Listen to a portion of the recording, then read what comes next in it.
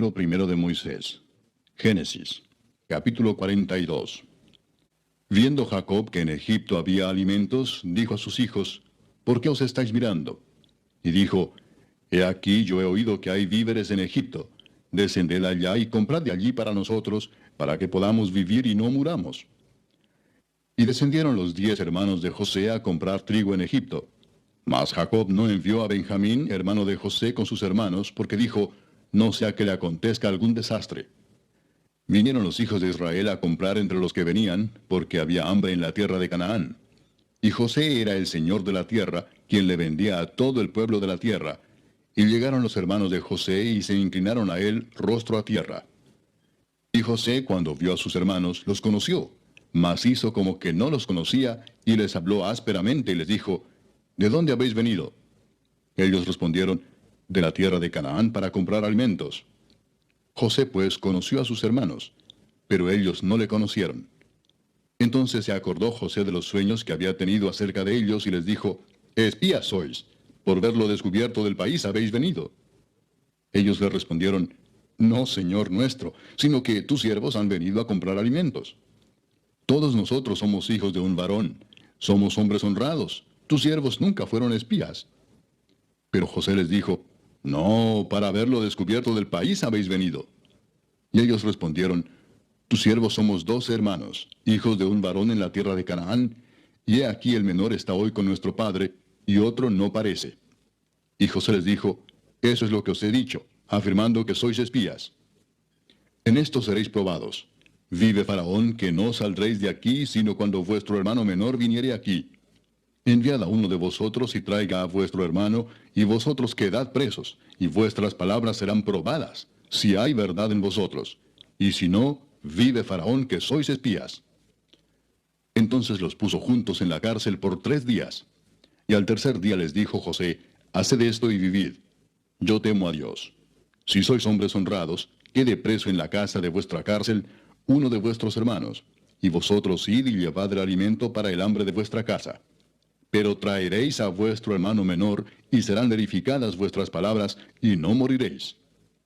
Y ellos lo hicieron así.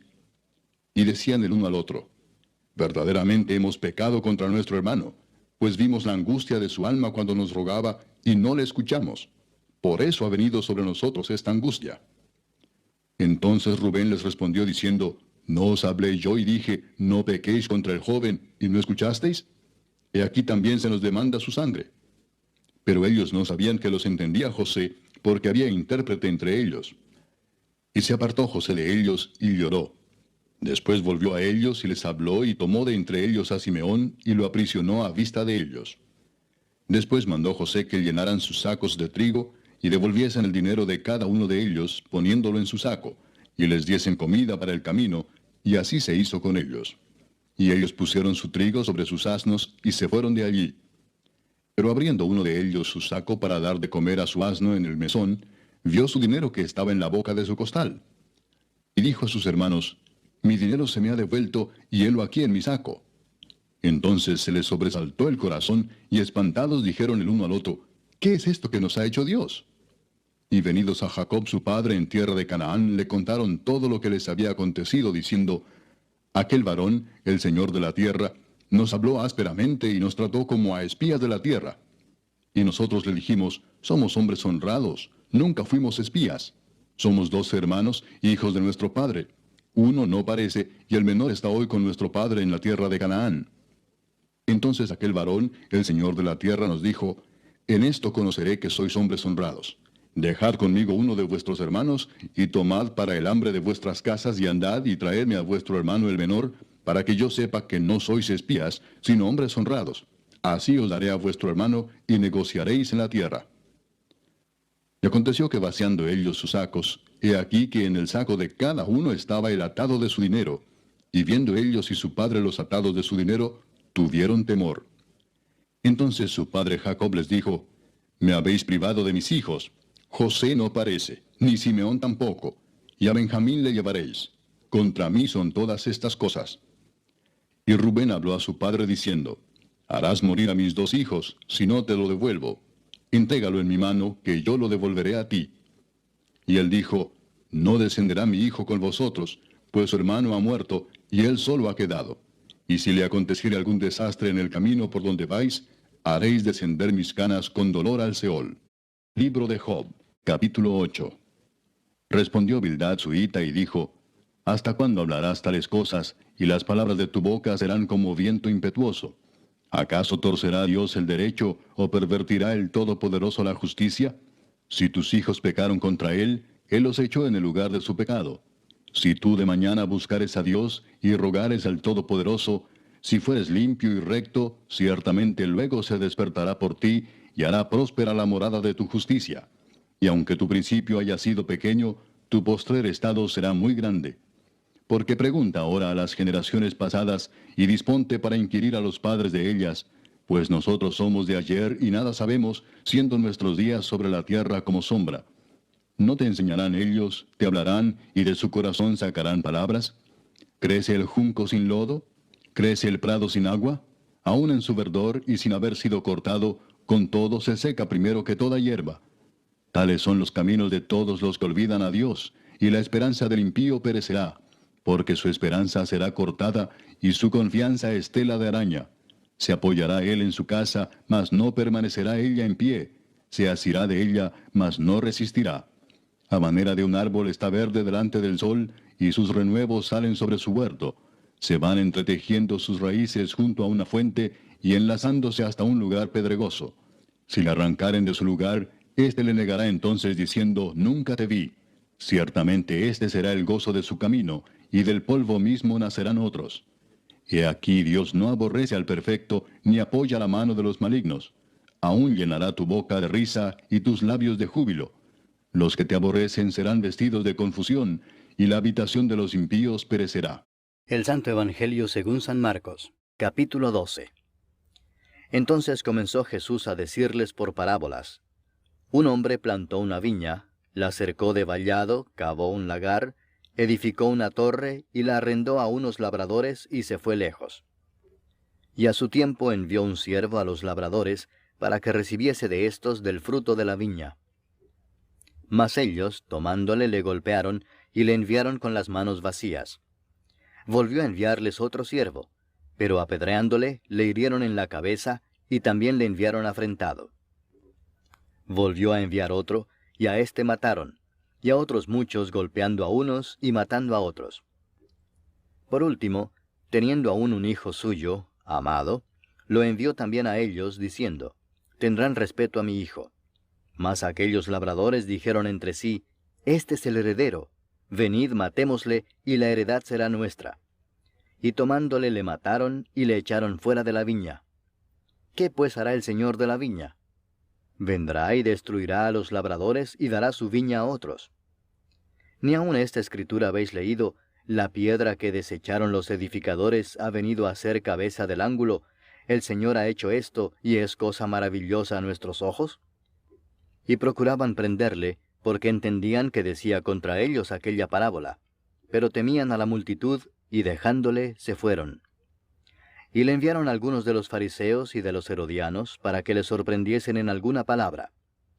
Viniendo ellos, le dijeron, Maestro, sabemos que eres hombre veraz, y que no te cuidas de nadie, porque no miras la apariencia de los hombres, sino que con verdad enseñas el camino de Dios.